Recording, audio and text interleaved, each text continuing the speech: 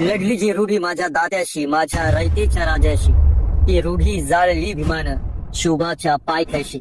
हो, ज्या ग्रंथाने शिवाजी महाराजांना शुभ्र म्हटलं, त्याच मातीमध्ये आंबेडकरांनी 25 डिसेंबरला मनुस्मृती जाळली. आज आपण शिवाजी महाराजांना छत्रपती म्हणतो, हिंदवी स्वराज्याचे संस्थापक म्हणतो. पण इतिहासात एक काळ असा होता जिथे त्यांना राजा म्हणूनही मान्यता द्यायला काही लोक तयार नव्हते. कारण काय? कारण एक ग्रंथ, आणि तो ग्रंथ म्हणजे मनुस्मृती, ज्याने समाजाला माणूस म्हणून नाही तर जात म्हणून पाहिलं. त्याच ग्रंथात शिवाजी महाराजांसारख्या पराक्रमी योद्ध्यालाही शूद्र ठरवलं गेलं. मग म्हणून काय झालं? त्यांना राजा मान्य केलं गेलं नाही. त्यांचा राज्याभिषेक हा थांबवला गेला. अपमान झाला, अवहेलना झाली.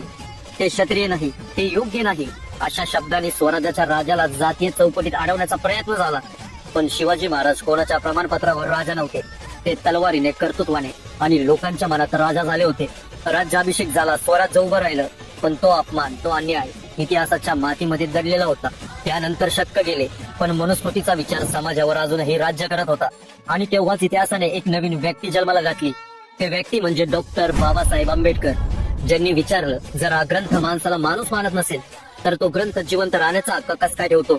त्यानंतर 25 डिसेंबर 1927 महाड डॉक्टर बाबासाहेब आंबेडकर हातात मशाल घेऊन उभे राहिले आणि त्यांनी मनुस्मृती ही जाळली.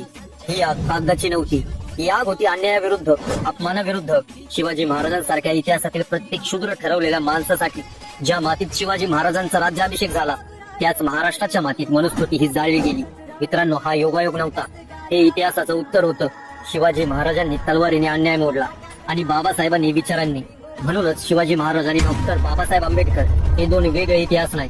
हा एकच संघर्ष आहे, स्वाभिमानाचा, समतेचा आणि माणूस म्हणून जगण्याचा.